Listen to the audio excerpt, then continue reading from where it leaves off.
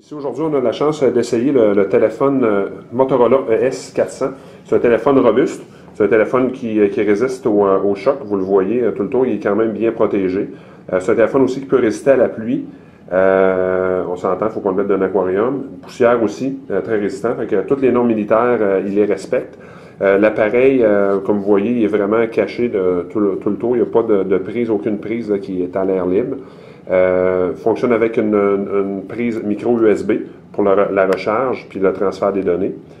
Puis on est capable de mettre l'écouteur de ce côté-ci aussi. Ensuite de ça, l'appareil, il y a une caméra 3.2 mégapixels à l'arrière ici, qui est intéressant.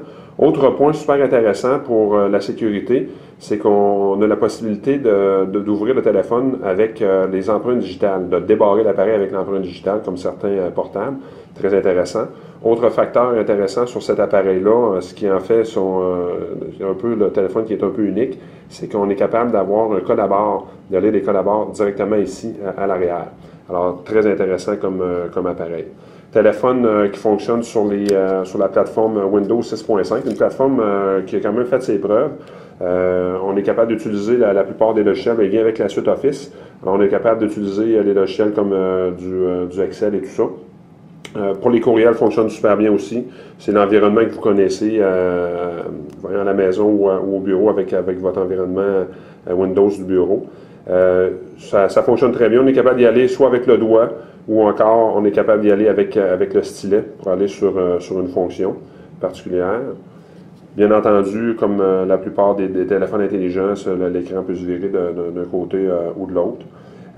C'est un appareil aussi qui se contrôle assez bien à distance. Ce que je veux dire par là, c'est qu'on est capable de le barrer à distance avec un portable, tout simplement, un ordinateur de bureau. L'environnement fonctionne, comme je vous mentionnais, relativement bien.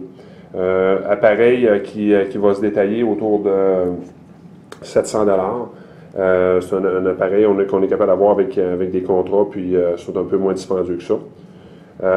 Ensuite de ça, clavier, ça fonctionne un peu comme les BlackBerry que vous connaissez bien. Je vous dirais, ça fait un peu le tour de l'appareil. Un appareil qui, somme toute, est très intéressant par ses particularités de la lecture de code à bord, la caméra, les empreintes digitales et le fait que l'appareil est résistant à l'eau, la poussière, et ainsi de suite. Alors, merci.